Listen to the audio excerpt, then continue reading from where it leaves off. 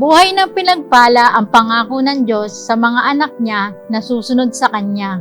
Hi everyone! I'm Arlene Porlahe, one of 12 disciples of Ate Pet Chuan and 144 leaders of Pastora Sarah Jane Birana. 12 years old pa lang ako, napunta na ako sa church.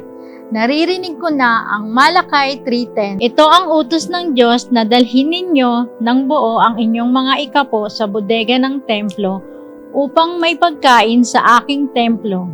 Kapag ginawa ninyo ito, padadalhan ko kayo ng ulan at ibubuhos ko ang sobra-sobrang pagpapala. Hanggang sa ako mismo ay nagsimulang magbigay ng aking tithes and offering. Mula kabataan hanggang ngayon na ako ay may pamilya na, dinadala ko pa rin ng buo sa tahanan ng Diyos ang aking tithes. I make sure na nakahiwalay na ito agad, na kahit may mga pagkakataong kinakapos, hindi ko ginagalaw ang aking tithes and offering.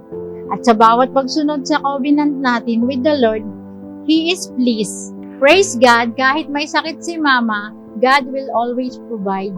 It is favor na natapos namin ang chemotherapy ni Mama na kung saan ay gumagamit siya ng iba't ibang tao upang tumulong sa amin na mabayaran ang 48,000 pesos per session.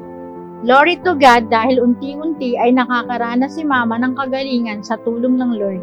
Pinagpapasalamat ko rin sa Kanya ay ang buhay ng aking mga anak, that He always protects my whole family, na ginagamit niya rin kaming pamilya sa Floodway Outreach upang ibahagi rin si Jesus. At ang huling ipinagpapasalamat ko sa Panginoon ay ang pangarap na Kanyang tinutupad. Dati, pangarap ko lang maipagawa ang aming bahay, pero ngayon, unti-unti na nangyayari.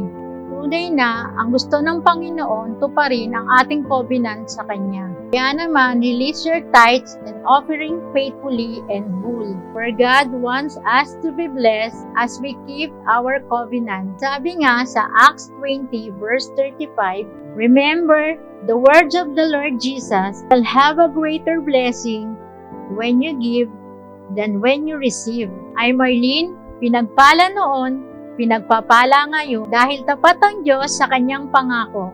God bless everyone!